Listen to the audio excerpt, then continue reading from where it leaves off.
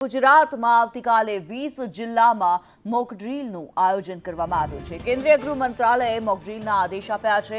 પાકિસ્તાન સાથે તણાવ સમયે મોક ડ્રીલનું આયોજન કરવામાં આવ્યું। વિદ્યાર્થીઓ નાગરિકોને ટ્રેનિંગ આપવા સૂચના આપવામાં આવી છે। એર રેડ વોર્નિંગ સાયરનની તૈયારી માટે આદેશ કરવામાં આવ્યા છે। તમામ રાજ્યોના અધિકારીઓ સાથે ગૃહ સચિવે બેઠક યોજી। ગાંધીનગરથી મુખ્ય સચિવ સહિત અધિકારીઓ જોડાયા હતા। Civil defence DG Manoj Agrawal पण जोड़ाया, જ્યારે मुख्य सचिव पंकज जोशी पण वीडियो कॉन्फ्रेंसથી જોડાયા હતા। સિવિલ ડિફેન્સ સાથે જોડાયેલા અધિકારીઓ પણ આ બેઠકમાં શામેલ રહ્યા। વડોદરા, સુરત, તાપી અને અમદાવાદમાં મોક ડ્રીલ યોજાશે। જામનગર, દ્વારકા, કચ્છ, ભરૂચમાં મોક ડ્રીલ યોજાશે। ગાંધીનગર, મહેસાણા, ભાવનગરમાં પણ મોક ડ્રીલ થશે। ત્યારે નર્મદા, નવસારી, ડાંગમાં મોક ડ્રીલ યોજાશે। યુદ્ધના સમયે નાગરિકોએ શું કરવું તે વિશે માહિતી આપતી આ તાલીમ છે। કલેક્ટર સહિત વહીવટી અધિકારીઓ સાથે બેઠક યોજાઈ છે। બેઠકમાં કલેક્ટર, ડીડીઓ સહિતના અધિકારીઓ જોડાયા હતા।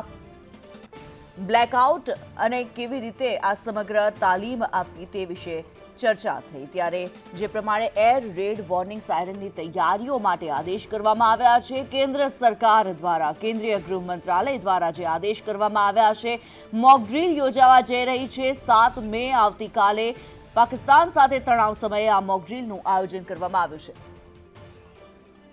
હિરેન રાવલ મારી સાથે લાઈવ જોડાયેલા છે। હિરેન, વિશેષતઃ ગુજરાતની અંદર પણ મોક ડ્રીલનું આયોજન કરવામાં આવ્યું છે, શું માહિતી? ગુજરાતમાં જે 14 જિલ્લા હતા એમાંથી વધારી અને લગભગ 20 જિલ્લાઓ હવે એની અંદર આવરી લેવામાં આવશે।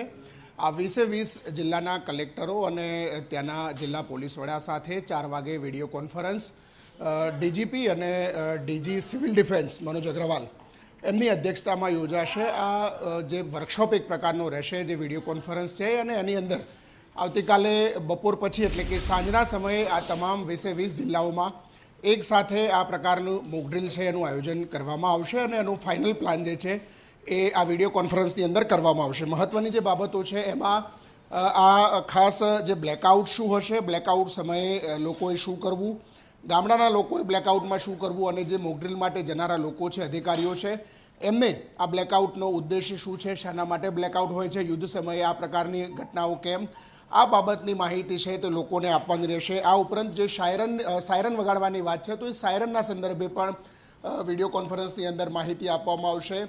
ખાસ બોર્ડરના જિલ્લાઓ છે કે જ્યાં ડિફેન્સની એજન્સીઓ આવેલી છે, નેવી સહિતની એજન્સીઓ છે, એમને પણ આ અંગેની સૂચના આપવામાં આવી છે। નેવી, આર્મી, બીએસએફના જે બેઝ છે ત્યાં પણ આ પ્રકારના સાયરન છે તે લગાવવાની સૂચના આપવામાં આવી છે। અને એટલા જ માટે કચ્છ, બનાસકાંઠા, જામનગર, પોરબંદર આ જિલ્લાઓ એવા છે કે જે સરહદી વિસ્તારો છે, પાકિસ્તાનને અડીને આવેલા છે, ક્યાંક જમીની સરહદ નજીક આવેલી છે તો ક્યાંક દરિયાઈ સરહદ નજીક આવેલી છે।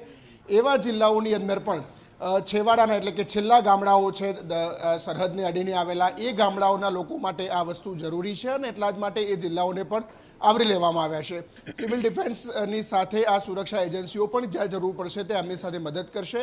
સાંજે 4 વાગે યોજાનારી આ વિડીયો કોન્ફરન્સમાં આવતીકાલ સાંજની મોક ડ્રીલને આખરી ઓપ આપી અને ત્યાર પછી સત્તાવાર જાહેરાત રાજ્ય સરકાર દ્વારા એની કરવામાં આવશે। જી, ધન્યવાદ હિરેન આ માહિતી માટે।